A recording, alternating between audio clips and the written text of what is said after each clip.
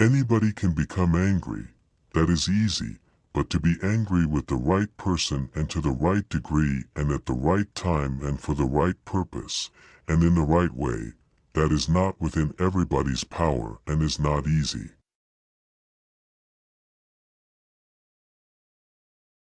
Jealousy is both reasonable and belongs to reasonable men, while envy is base and belongs to the base, for the one makes himself get good things by jealousy, while the other does not allow his neighbor to have them through envy. It is just that we should be grateful, not only to those with whose views we may agree, but also to those who have expressed more superficial views, for these also contributed something, by developing before us the powers of thought. A tyrant must put on the appearance of uncommon devotion to religion. Subjects are less apprehensive of illegal treatment from a ruler whom they consider God-fearing and pious. On the other hand, they do less easily move against him, believing that he has the gods on his side. Persuasion is achieved by the speaker's personal character when the speech is so spoken as to make us think him credible. We believe good men more fully and more readily than others.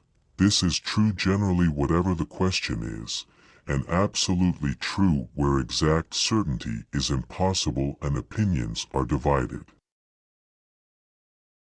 Some animals are cunning and evil disposed, as the fox, others, as the dog, are fierce, friendly, and fawning.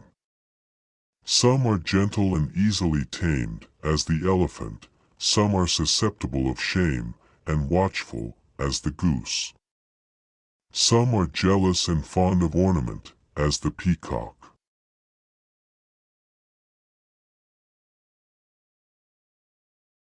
As long as man continues to be the ruthless destroyer of lower living beings, he will never know health or peace.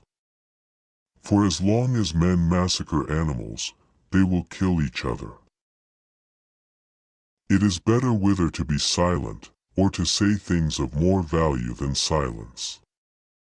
Sooner throw a pearl at hazard than an idle or useless word, and do not say a little in many words, but a great deal in a few. You could not step twice into the same rivers, for other waters are ever flowing on to you.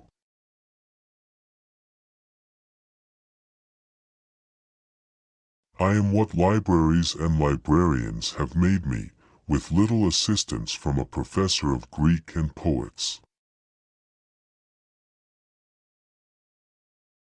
There are three attributes for which I am grateful to fortune: that I was born, first, human and not animal, second, man and not woman, and third, Greek and not barbarian. Love is friendship that has caught fire.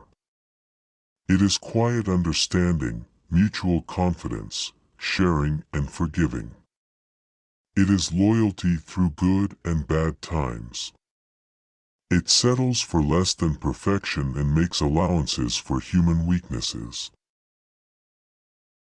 Both old and young alike ought to seek wisdom, the former in order that, as age comes over him, he may be young in good things because of the grace of what has been, and the latter in order that, while he is young, he may at the same time be old, because he has no fear of the things which are to come.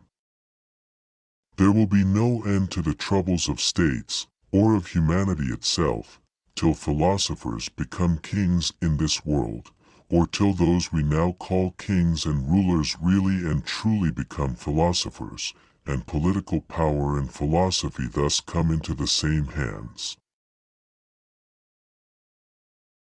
The man who makes everything that leads to happiness depends upon himself, and not upon other men, has adopted the very best plan for living happily. This is the man of moderation, the man of manly character and of wisdom.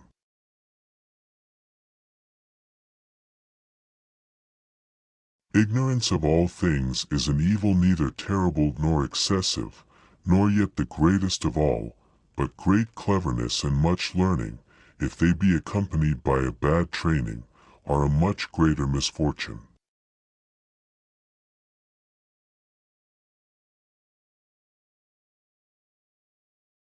There's a victory and defeat, the first and best of victories, the lowest and worst of defeats which each man gains or sustains at the hands not of another, but of himself.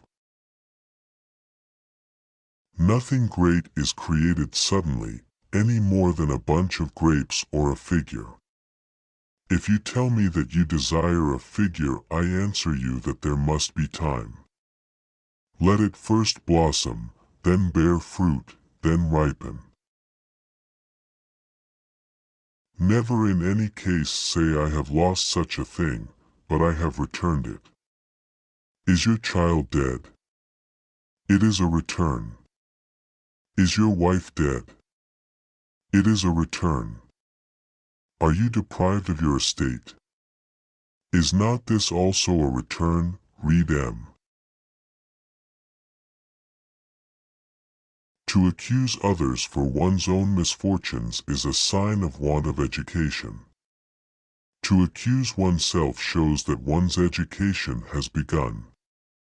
To accuse neither oneself nor others shows that one's education is complete.